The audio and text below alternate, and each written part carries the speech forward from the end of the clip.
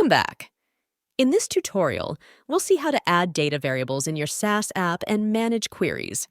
You can use a data variable to import data from a data collection and further manipulate it as per the required functionality.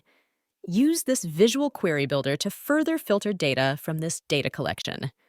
Let's get back to our CRM app to understand how this can be used.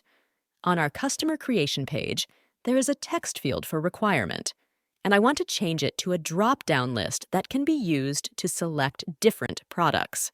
For that, let's start by creating a list of all the products from our database and save it as a data variable. Select Products Collection from which the data will be imported.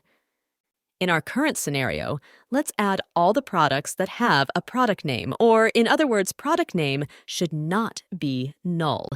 And then we'll add another filter to get products which have pricing greater than 0.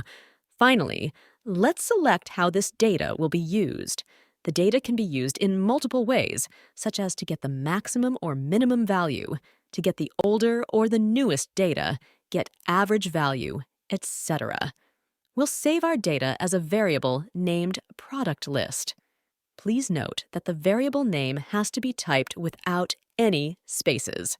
Our data variable is now ready. Now let's go to the settings section of the form. Here we'll change the type from text to select. Here you'll see a toggle button that can be used to add data variables as drop-down options. In our case, we'll toggle this button and we'll use all the products from the product list variable as drop-down options. Next, you'll need to specify which product attribute should be displayed in the drop-down and which attribute should be saved in the database. In our case, I'm going to display product name as the visible drop-down option, and product ID will be saved in the database as its corresponding value. In a moment, we'll see how this is going to appear in our form. For now, save the changes. And then go to the live page. Here you can see the requirement field is now changed from text to a drop-down field.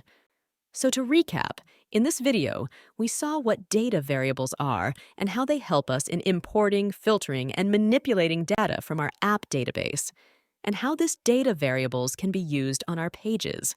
In next video, we'll build a central dashboard and explore more about the UI elements and HTML.